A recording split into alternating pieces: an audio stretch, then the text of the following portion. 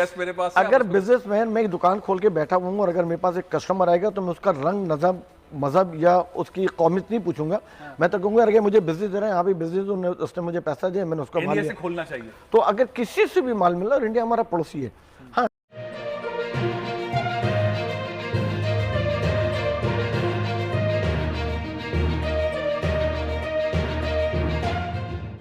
चली, पाकिस्तान ने garment export किया $2.5 बिलियन सिर्फ दिसंबर 2020 में एक्सपोर्ट हुआ। उसके बाद का सिनेरियो क्या है? यार्न अवेलेबल नहीं है, कॉटन अवेलेबल नहीं है। अब अवेलेबल नहीं है तो क्या होगा? हमने इंडिया से एडवांटेज ले लिया, बांग्लादेश से एडवांटेज ले लिया, चाइना की इंडस्ट्री बंद थी, पाकिस्तान ने स्कूप लगाया, एडवांटेज ले लिया। अब यार्न की कीमतें बढ़ गई हैं, कॉटन की कीमतें बढ़ गई हैं। एक जो सनतकार है उन हल्का कहता है कि इंडिया से फौरी तौर पर बॉर्डर खोलें। रजाक दाऊद साहब को उन्होंने गुजारिश की है, वो वज़ीर आज़म से बात कर रहे हैं, बॉर्डर खोलें और फौरी तौर पर इंडिया से ट्रेड करें। दूसरा कहता है इंडिया हमारा दुश्मन है, बिल्कुल भी ना खोले, किसी सूरत ट्रेड नहीं होगा। अब इस पे फैसला होगा कैसे? ये तरीक़ेकार कैसे आगे बढ़ेगा? 2.5 साल में इनको क्या करना चाहिए ना, उसके लिए मैं आपको जरूर कहूंगा कि 2-4 तजावीज़ मैं आपके तहत जरूर देना चाहूंगा। नंबर 1 तो ये कि अभी आपने एक सवाल करा है कि भाई इंडिया से हमको जान लेनी चाहिए, नहीं लेनी चाहिए। वो बड़ा दंगे वाला देखिए, गेस्ट मेरे पास है, अगर बिजनेसमैन मैं एक दुकान खोल के बैठा हूँ और अगर मेरे पास एक कस्टमर आएगा तो मैं उसका रंग, नजब, मजहब या उसकी कौमियत नहीं पूछूंगा।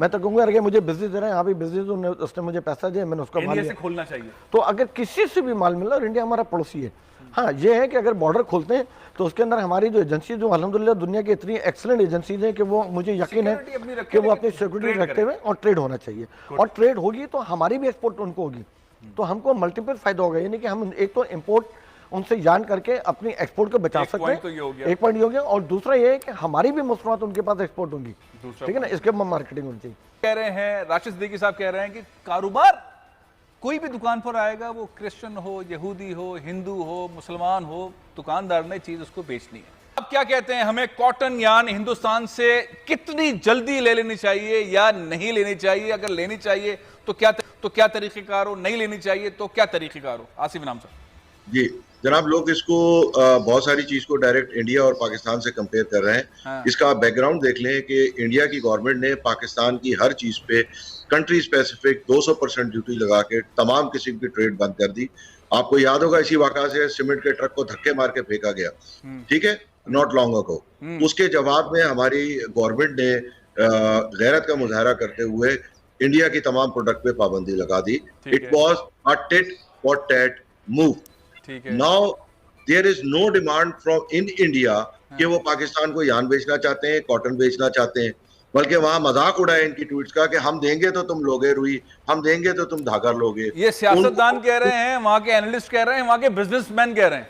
अगर वहां का बिजनेसमैन ये कह रहा है कि मैं नहीं, देखिए जो वहां पे एक बहुत बड़ा अनफॉर्चुनेटली एक्सट्रीमिस्ट गवर्नमेंट है और एक्सट्रीमिस्ट तबका है, उनको आप एक नॉर्मल आदमी या नॉर्मल बिजनेस से नहीं डील कर सकते। आप मुझे बताएं ये कौन सी दुनिया की दुकान है जो $1 अरब का पाकिस्तान से माल खरीदती थी, $8-9 अरब का बेचती थी, उसमें अंडर ओवर भी लगा ले तो पता नहीं 10-11 पे पहुंच जाता था। तो आप उसने 11 अरब का छुरा अपने पेट में मार लिया कि पाकिस्तान से 1 अरब का माल नहीं देना। आप जहनियत को जब तक नहीं समझेंगे ये कौन से कारोबारों। अच्छा, अब ये आपकी बात जो समझ आई वो ये है कि हिंदुस्तान से हमें हमारी इंडस्ट्री डूब जाए, हमें एक्सपोर्ट के मसाइल आ जाए, हमारा एक्सपोर्ट जो अपॉर्चुनिटी हमने जितनी अपॉर्चुनिटी से अपने आप को फैलाया वो अभी हम ना फैलाएं, हम इंडिया से किसी सूरत कॉटन यार्न न लें।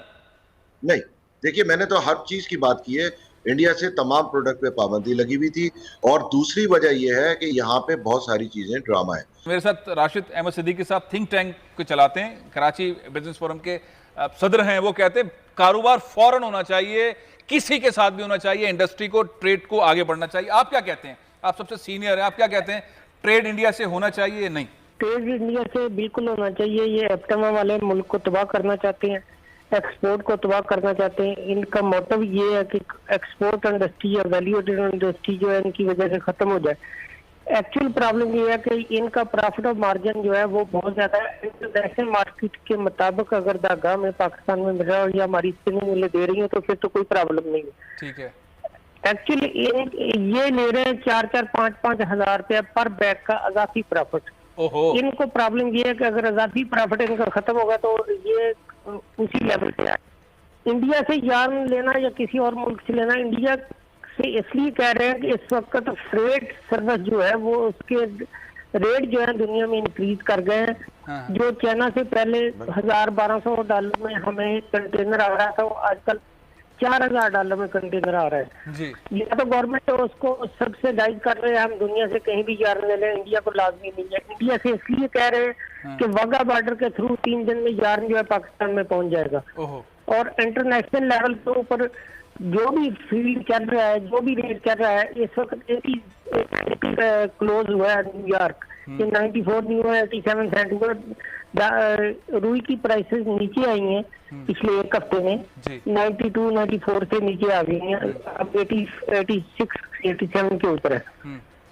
प्रॉब्लम ये है कि इंडिया से अगर यार नहीं आएगा तो वैल्यूएडेड चेन इंडस्ट्री है, जितने बाहर हमारे पास हैं वो सारे टूट जाएंगे और इनको कम 100 चले इंडिया से, सलामत साहब कह रहे हैं इंडिया से ट्रेड होना चाहिए।